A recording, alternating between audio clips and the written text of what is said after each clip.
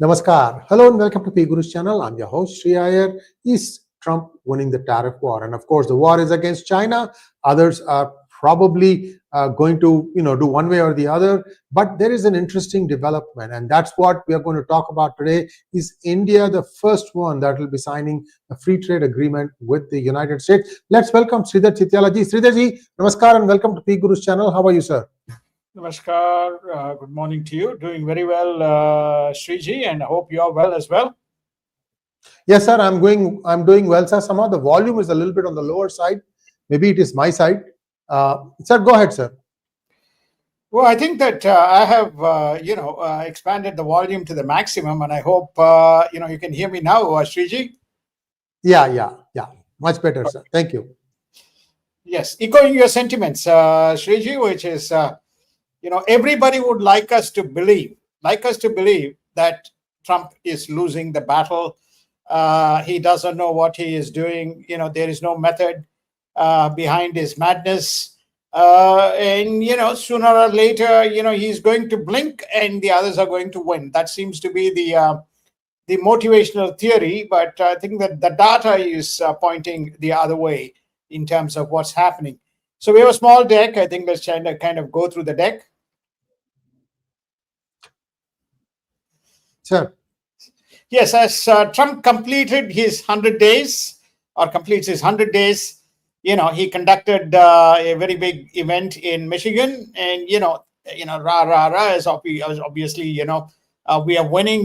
We may perceptively people may say something, but I think we are well on the way to achieving our goals. One of the first priorities, as he said, was not the tariff, but evicting the people and making sure that we are not bringing all these illegals into the country. And, we are moving a long way in accomplishing that goal. And we are also kicking a lot of people out of the country who are not wanted here. So that was his, key message as he galvanized his supporters earlier today in Michigan. So now here we are here to talk about the tariff war and why we believe U.S. is winning. Next one, please, sir. Right. So what has happened is this is behind the curve or behind the curtain story. China continues to insist, it is not doing anything and the information is incorrect, but its economy in deep waters and industry within Japan and within China have reached out to the Chinese government to do something otherwise before things go completely awry. Now to that, China has granted some exemptions from US tariffs to limit trade war pain and contain the economic contagion. They already have. What are some of the illustrative categories? Vaccines is one. Chemicals is one. Some of the computer equipment and computer peripherals is another. So they are beginning to move along, and that in turn translates to, based on our estimates, to be about $45 billion worth of imports on the positive side, exempted. That's the dollar value impact on the exemptions that China has granted. Business groups also have extended business exemption. Beijing has also exemptions to business groups, will extend to the dozens of industries because it's an ecosystem and which actually push the dollar higher, especially in Hong Kong and Japan. Hong Kong, Japan, Korea, Taiwan, Hong Kong, Japan, Korea, China is what we call East Asia. So any kind of implications on the economic, you begin to see its impact in markets in Hong Kong and in Japan. To these exemptions, you saw some positive movement, and also the US dollar strengthening against all the three currencies, HK dollar, renminbi, and then of course the Japanese yen. A list of 131 categories of products were under consideration, and including we touched on this chemicals and vaccines, but also jet engines, which is very important. Some of the components United States is reliant on jet engines. They seem to have been kind of exempted from the tariffs, and the $45 billion we talked about. So it's not Trump who winked. It is basically the China recognizing the deep malice and deep contagion, because China is net trade surplus into all of the regions and all of the trading partners that it works with. And the US, ASEAN, and Japan are some of the major partners, and factories located in these locations, which are Chinese, will also face the axe in terms of any indirect Chinese imports flowing into United States. So Vietnam, for example, is one. So I think what they're doing is that they are not only working with the trading partners in some of these categories, but they're also making sure that that the industry contagion doesn't spread further, and hence they have granted. They made the first move in granting some of these exemptions, Sree. Thank you so much, sir. Many of you are asking about an update on the border. No, I think we have not touched the second one. We need to do a little bit of here also. Go to 2, please. Many of you are asking about an update on the border. We are still gathering information. Whatever we updated to you about an hour ago is more or less current. All I have latest is that 𝗏𝗡𝗥𝗏𝗍 is actually going to be, already he may have reached the residence of the Prime Minister Modi, and Amit Shah also is going there. It's possible that they might be looking at a video feed. Who knows? But that's all I have. They are not very forthcoming in the data. We have done what we have, and we have told you that part. And Pakistan is also saying that if within 24 to 36 hours India is going to attack. No, that is wrong. Already something happened last night, and an F-16 has been shot down. That has been shown on many social media platforms. You can see that. Again, people will say, oh, well, there is no date, this is that. Look, so that's why I'm not showing anything. All I'm telling you is something is happening. We'll give you an update as soon as we have it. Right now, this is all I have. Let's go to the next slide, please. Sir. Next slide. We will not move. Yeah. Okay. According to US, there are 3 distinct, in the last 24 hours, 3 people have spoken. One is the US Treasury Secretary who is the nominated negotiator for tariffs, Scott Bessent. The second person, who is the Trade Secretary, Howard Lutnick. And the third, of course, President Trump himself. They have been saying deals are coming. Okay, we have one partner who has already signed the deal, and the deals are coming. Okay, he says that China continues to deny, but they have made the moves. And we gave you in the earlier slide what are the areas China is already making its move.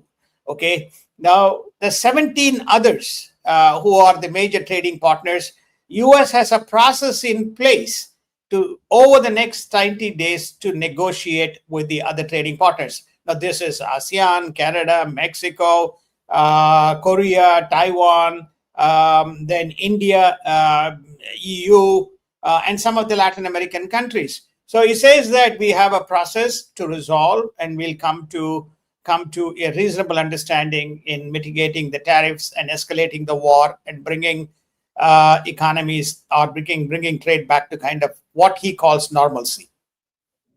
The US and Korea, which is there's a trade surplus of, I think, somewhere close to $200 billion. The US and South Korea could reach an agreement as early as this week. Okay, so that could be coming by end of the week. Is it South Korea number one? Is it Japan? Is it Israel number one? Is it India number one? The story is that any one of these countries could be the first of the countries signaling we have now come to an arrangement. In fact, Benjamin Netanyahu has gone on record, and he has basically told, whatever Trump suggests, we will do, because Israel is a very strong strategic partner of United States, and we are ready to bring our tariffs, bring our trade deficit down to the level that's acceptable to United States.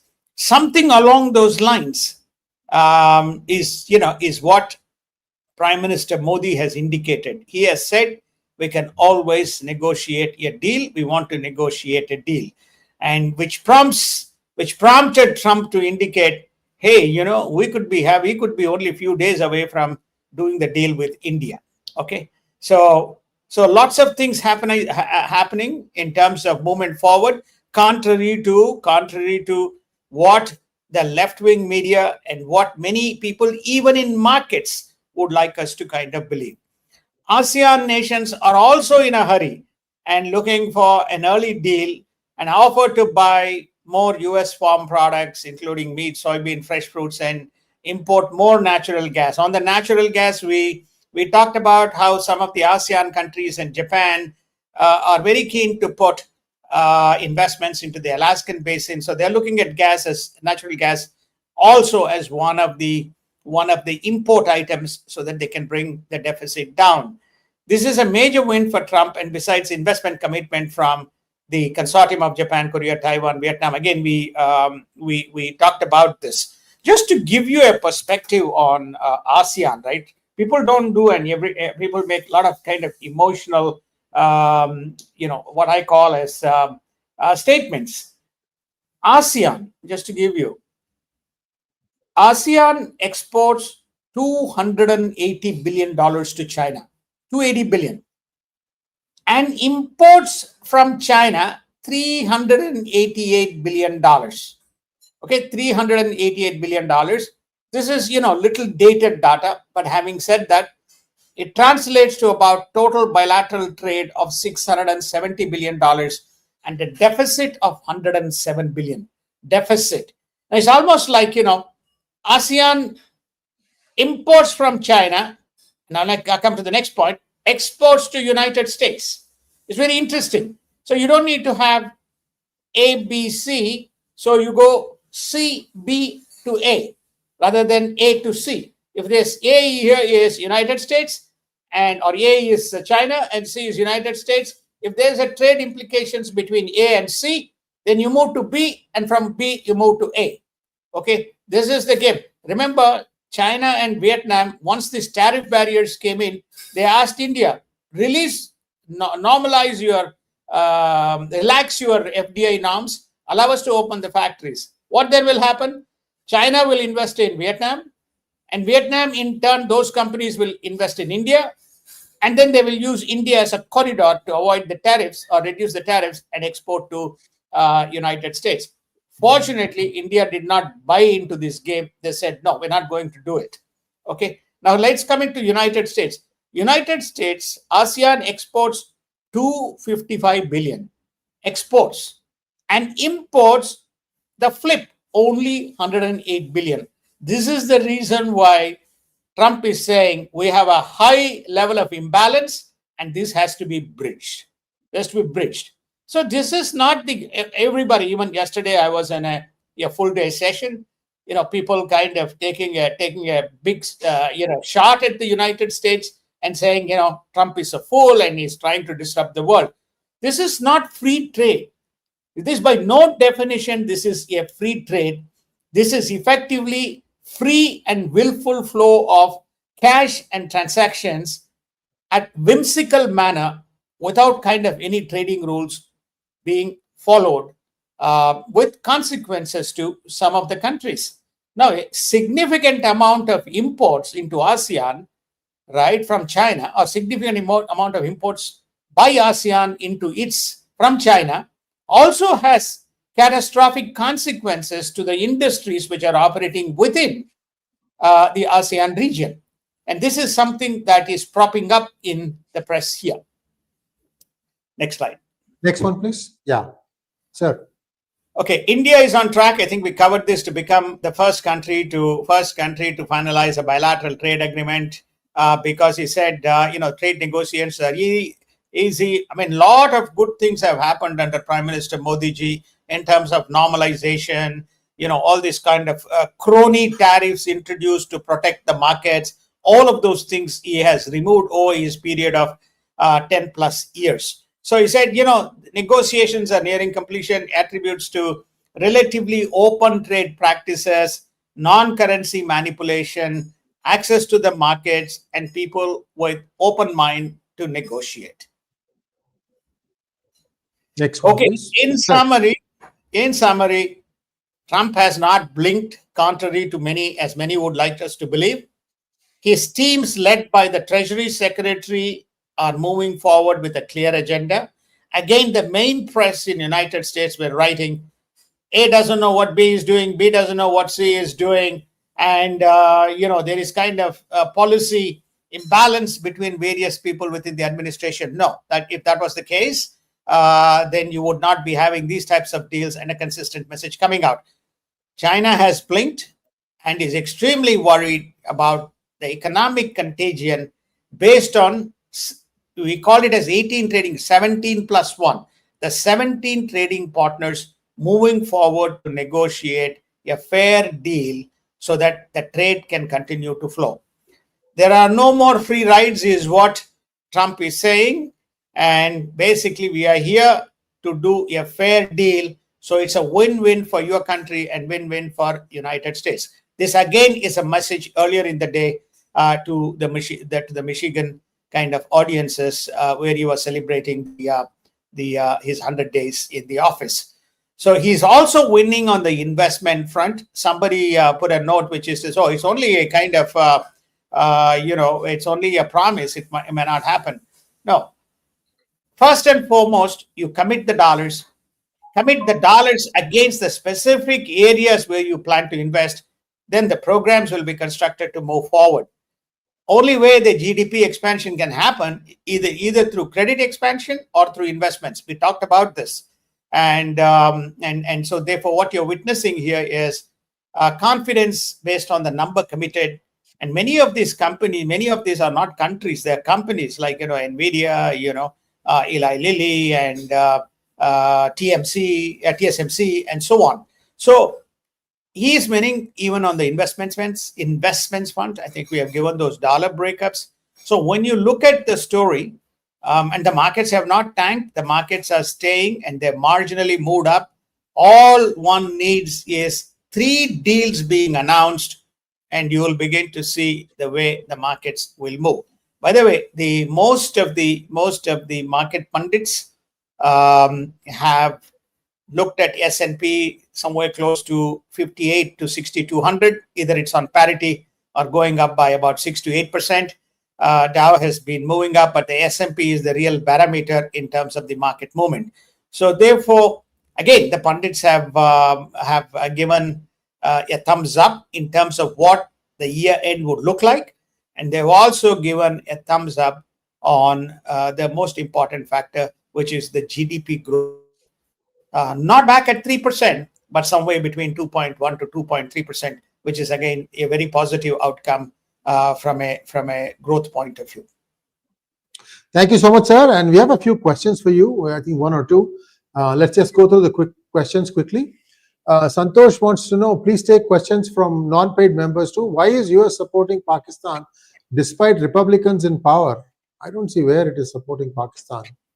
I don't think so. I don't think US is supporting, and US has made it very clear. I mean, Trump has made it very clear. I support India. What has happened is unfair, but I've always been a friend of India. I mean, he cannot be more candid than what he has been.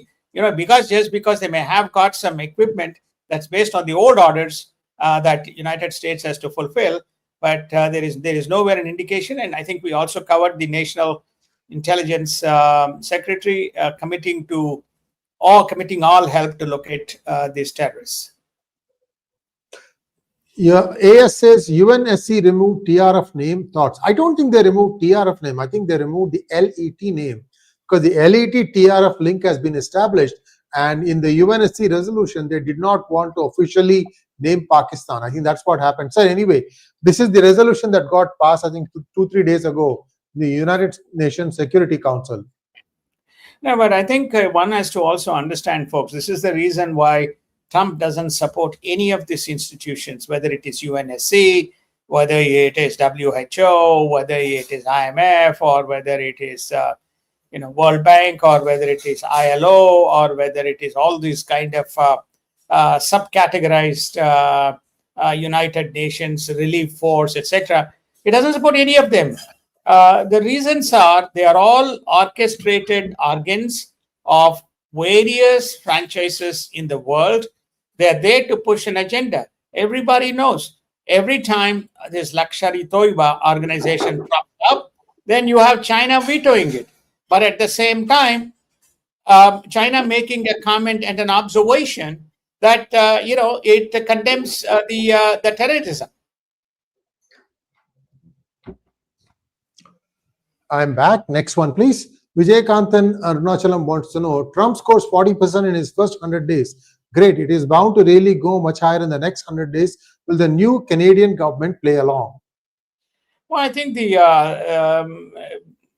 it's obviously, I think that Canada is number one trading partner of United States, and there has historically been a healthy relationship between Canada and United States. So I think that the indications are that there will be a positive overtone between Mr. Carney and President Trump. I think there'll be similar thing that you'll witness on the other side of the border, which is Mexico. Mexico, US, and Canada harmonizing of that relationship is very critical, because number of things.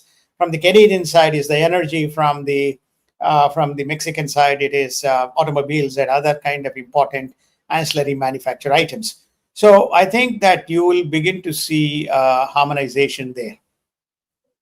Thank you so much, Sridharji. And viewers, we'll give you an update as soon as we have one. As far as the border is concerned, we're waiting for some data, and if we get it, then we'll go online. For now, this is all we have. Thank you so much, Sridharji. We'll see you soon. Namaskar. Namaskar. Thank you so much. Have a wonderful, wonderful rest of the day.